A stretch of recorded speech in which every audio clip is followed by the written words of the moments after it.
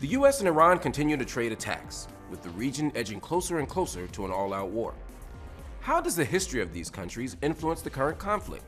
And how does the war redefine the future of Iranian politics and civil society? This week on UpFront, I'll be asking those questions to Iranian-American historian Mohammed Ali Kadivar.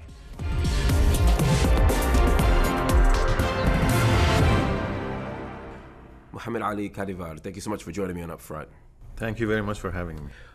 In escalating attacks over the last 2 weeks, we have seen the United States devastate Iran's civilian infrastructure, hitting bridges, airports, electrical facilities, a desalination plant. And we've also seen Iran respond, hitting U.S. allies in the Gulf and destabilizing and even destroying their civilian infrastructure too.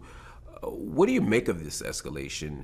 Will that move us toward a negotiation or toward an all-out war? I mean, that's a question we are all asking ourselves today. I think either of the adversaries, Iran and the US, think this would give them a better hand when they go back to the negotiations.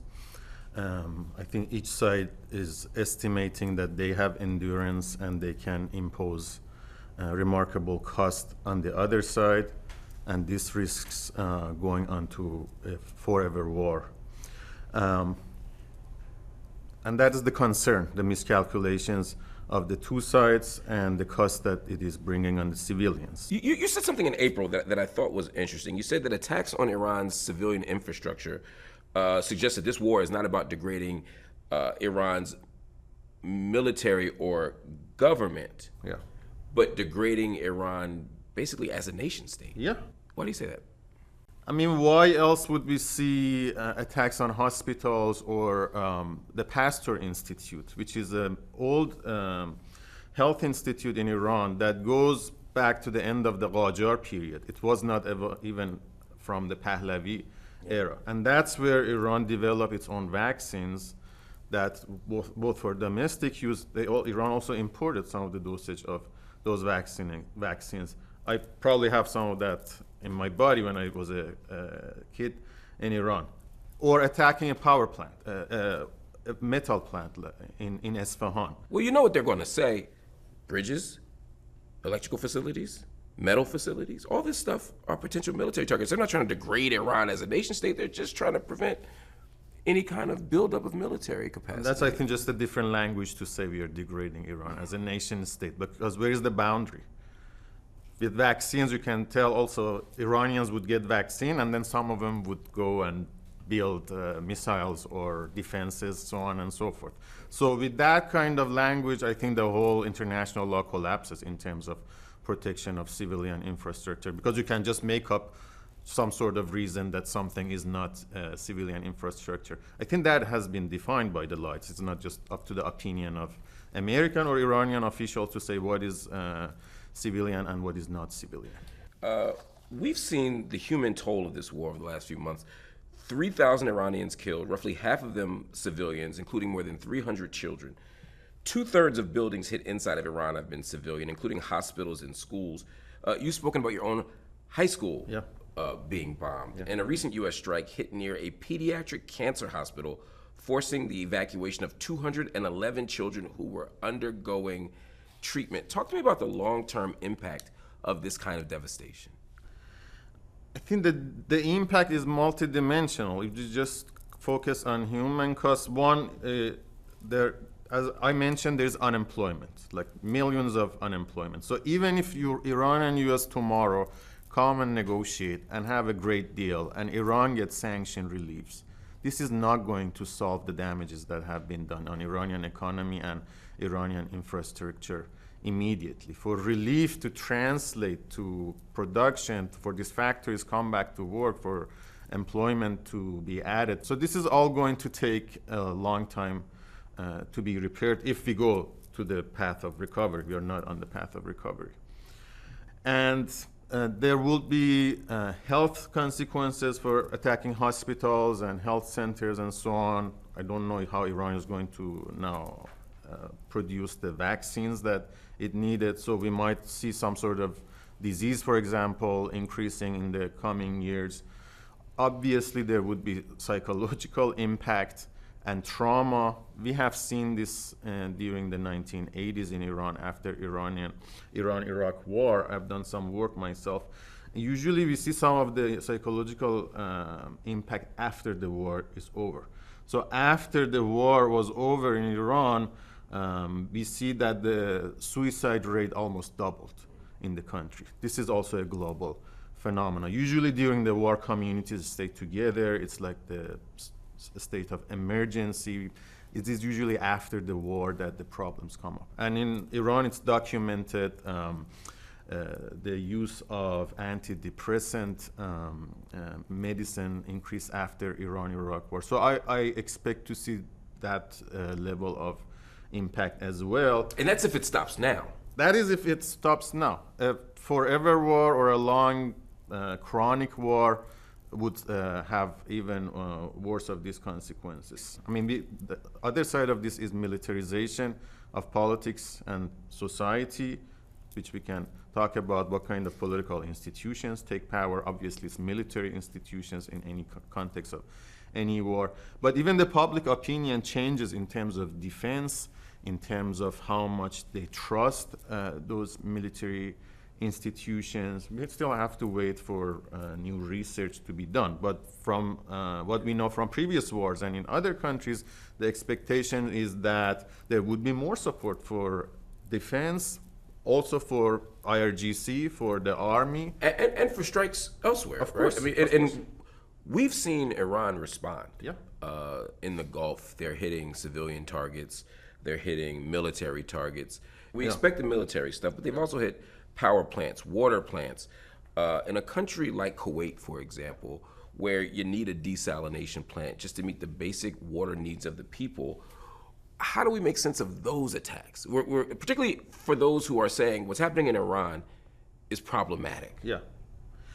What about Yes, the if other we side? go, I think, just go to the international law, it's all problematic. Attacking civilian infrastructure is problematic. But who is holding the international law? Iran, I mean, the whole war was illegal. United States and Israel attacked Iran unprovoked. So in an ideal or alternative universe where there are international institutions, Iran goes to the United Nations or the Security Council and says, I've been attacked, please do something. There is no such thing here. Iran cannot go to any international institution. So the only way it has had to stop these attacks is by reciprocating. And I think the reciprocation has been, or retaliation has been overall measured. They have done mostly tit for tat. They have not done extensive destruction of civilian infrastructure. But this is devastating for the whole region. I don't think Iran eventually long-term benefits by having this type of retaliation and attacks on its neighbors. So it's neither good for the Gulf states, is nor good for Iran, is nor good for the US, but unfortunately we have been in this cycle for a long time. And in the latest stage of fighting, at least 4 U.S. service members have died in Iraq and Jordan. That brings the total number to 18 since the war began in February. Now, President Trump has said that these deaths were done in service to the country. Can you reflect on what that means and help us think a bit, for those who don't know, what the U.S. presence in the region has meant historically? So the presence, U.S. presence in the region continues the presence of Western powers in the region, which goes to different period for different parts. So the strongest presence of Western power in the region is from World War I and the collapse of the Ottoman Empire. Then at that time, Britain and France became the de facto empires in the region when the Ottoman collapsed. And then after World War II, when those two great powers declined, United States became their successor, and the United States continued the military operations in the region. And they haven't, none of them have been succeeded in bringing peace to the region. Every now and Has then. that been the goal?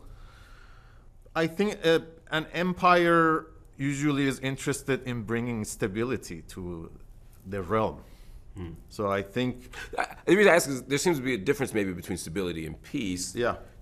You know, oftentimes the empire Yeah. just wants kind of empire on the cheap. They want the kind of control of the region from a distance, but that usually comes at the expense of groups of people who are disenfranchised and therefore won't remain peaceful. Yeah, so I think their ideal has been both peace and stability, but with domination. They wanted to dominate. But there have been resistances of different types, different ideologies at different eras. We have had Arab nationalism of Nasser, and then we have had political Islam of Ayatollah Khomeini's version and Islamic Republic, and other offshoots of either of these currents. So these have provided different forms of resistance, and this has led to wars between Israel and the Arab states, now between Israel, United States, and Iran. So in that sense, it's a continuation of that imperialist military aggression and presence. That context seems important to of course. understand because Western media, in some cases, will have you thinking that Iranians just hate the U.S. or that the U.S. troops are just being targeted and attacked in these areas for little reason. Yeah. When in fact, there's a significant, at least context. No, the wars and sanctions and exploitations, these are not inventions or fabrications of Islamic Republic. This is not some fictional stories. When we go back to the start of 19th century up to this moment, I think every Iranian that has lived at least 40 years has witnessed 2 wars in there. I mean, I don't know how to count the recent wars between Iran and US. Is it all? But let's count this as one. I witnessed this, and I also was born and lived under Iran-Iraq war. But starting from the early 19th century, we have the Perso-Russian wars, in which Iran lost territory, all the Caucasus, Azerbaijan, Georgia, Armenia on the other side, Turkmenistan, to the Russian Empire, and then later Soviet Union. Then we had Herat was separated in Iran. That was war with Britain, mid 19th century. Later we have World War I, which came after the constitutional revolution. And then we have Reza Shah and centralization of power in his hand. We have central government becoming powerful. But then his newly built army cannot resist World War II and the occupation of the country when he was removed again in 1941. At that period, we have an episode of regime change when United States and other Western power and Soviet came. They removed Reza Shah. They put his son Mohammad Reza, the young king. We have between 1941 and 53 a period of elite contestation and public participation. It leads to nationalization of oil in 1951, and then we have the coup in 1953.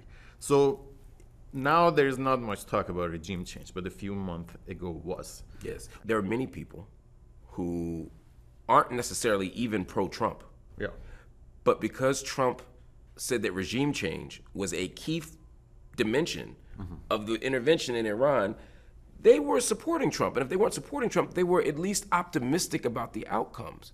And then after Iran cracks down on protesters, they said, oh yeah, we really need regime change. Regime change is coming. Yeah. As you just said, not much promise for regime change now, and even removing the Ayatollah and replacing him with a younger, stronger, more emboldened Ayatollah. What does this mean? Is the faith gone? I think it looks like that the United States concluded that regime change is not a plausible scenario. But this was something experts were saying, the scholars or analysts of But Iran forget were the saying. scholars and the experts for a minute.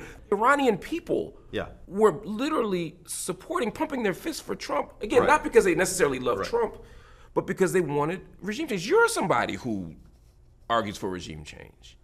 We have to define regime change. I have championed, I want to see democratic government in Iran, secular government in Iran, but the path we take to that matters. I don't think American bombs or Israeli bombs. You can't bomb your way to regime change. No. I mean, I have written a whole book about it, what sets a path to durable democracy, and that is bottom-up protest, organizing, coalition building, and mobilization. It's the path of democratization from top history has shown us is not a plausible path. But you're a trained historian. What do the rank and file everyday Iranian people say right now as they're watching their dreams of regime change through Trump maybe fade away?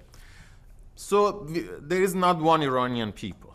Iranian society is a diverse society, is a heterogeneous society, and when it comes to some of these topics, it's polarized at this point. It's polarized, yes, because when Ayatollah Khamenei was killed, some Iranians were happy and were celebrating, and then we also watched this massive funeral that, of course, was organized by the state in Iran, where millions of people participated. So I think there are a lot of people who may not be happy or they are dissatisfied with Islamic Republic, or may even want a different type of political life or regime in Iran, but they do not support this war. They do not want to see a foreign government comes and use the pretext of liberation to liberate Iranians.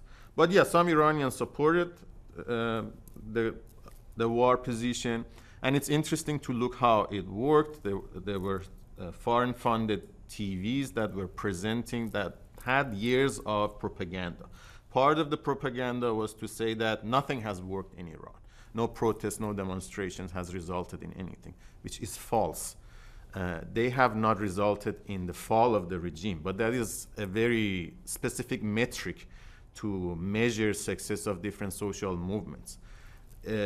Protests and social movements have had incremental achievements in Iran. If we look back in the last few decades, we can go into detail, but just to give you one small example is women's hijab and scarf. This was a pillar of Islamic Republic's ideology and how they wanted to organize society. Yeah. But we know there were the protests in 2022, which emboldened women that before the protest, they didn't cover some of their hair. After the protest, the boundary changed. Women just stopped covering, many women stopped covering any of their hair and not wearing mandatory hijab. And the state struggled with, they were back and forth, but they came to the conclusion that they cannot enforce this. And they de facto, the laws are still about pro-hijab. But de facto, they have accepted the fact that we can't do anything about this. And we came to the fact that the parliament passed a bill to penalize not wearing hijab and give fine to those women, but President said, I'm not going. President Pezeshkian didn't sign this, said this would turn to a matter of national security. So these changes have happened. It has not led to the collapse of Islamic Republic, and I can mention other changes of this scale. But as you said, it's incremental. It's incremental, and they're back and forth. Sometimes a social movement, society, a group has an achievement, and then it is reversed, but then they take it back. So part of why that happens, I would imagine, is collective memory. There are a lot of people still holding on, as you referenced earlier, to the Iran-Iraq war.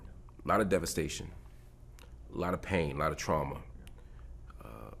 How do those memories shape people's willingness or unwillingness to see resistance now, to see war now? The Iran-Iraq war legacies, I think, have been different for different parts of the state and society. So it has shaped very much the thinking of Iranians' top elite, all these commanders of revolutionary guards, even civilian officials. We have President Pezeshkian himself was in charge of the hospitals and health situation at war. Or Foreign Minister Araqchi had his own engagements before. So it has, because the Iran-Iraq war was fought in a way that Iran was didn't have any real alliances and coalitions. There was much more international support behind Iraq, even Soviet, United States, and Europe at different times. So this shaped the siege mentality of Iranian elite and how they're alone in whatever they're doing. I think for Iranian people, a lot of people, I think they don't want to go back to that experience, because the time of Iran-Iraq war was also a time of austerity. A large part of the state's revenues was spent on the war. But how that war was fought has been also debated. So earlier on, I was talking about possible miscalculation. On the Iranian side, we now see some references to that period. And there are two important turning points. So initially, Iraq invades Iran in 1980, and even though Iranians put up a fierce resistance, this led to some loss of territory. The major place was the city of Khorramshahr that was occupied by Iraqis. It took a few years for Iranians to assemble their forces and take that city back. And that is a moment that was a moment of decision for Iranian officials, whether to end the war, because there were some proposals of peace, or continue an offensive into the Iraqi territory. Eventually, they decided to go on the offensive. I think this must be in 1981 or 1982. And initially, they had this big ambition of toppling Saddam Hussein. Later, they changed that to have one decisive strategic victory, such as capturing Basra, for example. They even went lower than that. Later, they captured island of Fav, but they couldn't keep that. So from 82, I think, to 88, war went on. Majority of casualties on the Iranian side are in that offensive phase of the war. And that strategic victory was never achieved.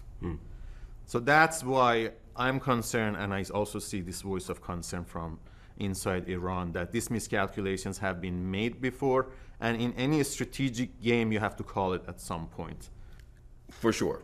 And you don't know about the future, so you have to make that decision, and always fighting for a better deal or better victory in the future, it's a gamble. Your book, Popular Politics and the Path to Durable Democracy, takes a look at the success of sustained, organized, pro-democracy movements across different countries. And I thought this was interesting. There have been periods of protest movements in Iran that have gained global attention. I'm thinking about the 2009 Green Movement, the 2022 Women Life Freedom, and also the anti-government protests in 2017, 2018, 2019 as well, and of course this January. Were any of these movements, particularly Iran's previous protest movements, that were successful in helping us change the political norms? So it again goes back to my earlier point. How do we define success? Is success the collapse of Islamic Republic and a transition to democracy? This has not happened. But as I mentioned in the example of women's hijab and 2022 protests, I would say yes, these protests have had consequences. So I mentioned the women protests. You mentioned 2009. So when these protests happen, the state's immediate response is always repression. But it's not only repression. Usually afterwards, they think about how we can incorporate or compromise or give something to these protesters, but not to give them what that they want. What is it that we can give to them that would work for us also? So 2009 protests were about fraud in the election, and the opposition leaders of that time were put under house arrest. They're under house custody until today. But since then, there has not been fraud in Iranian elections. The elections have not been democratic. They still decide who runs. I was going to say they haven't been fraudulent, but they also haven't been. Yeah, but 2009 they also restricted in terms of who can enter, and then the ballots were not counted, at least. We don't know the results that were announced were actually the ballots that were counted. So that has not happened since. Second was in 2013, the establishment allowed Hassan Rouhani to run and become president. Again, Hassan Rouhani was not was not a champion of 2009 protests. He was a moderate conservative. But he was that compromise that the state's elite or the establishment was willing. So in that sense, protests have had consequences. Before you go, I want to end where we began. Yeah. We're on the precipice of a forever war or a peace deal, potentially. Based on your knowledge of history, based on the facts on the ground, based on your understanding and your own experience as an Iranian, which way are we leaning? I mean, I hope we lean towards peace, but I'm really concerned that we wouldn't get there anytime soon. I mean, we talked about Iran-Iraq war. It dragged for 8 years, and it didn't have to go that long. So I think I'm concerned at this point. Thank you for your honesty. Mohammed Ali Kadivar, thank you so much for joining me on UpFront. Thank you very much for having me.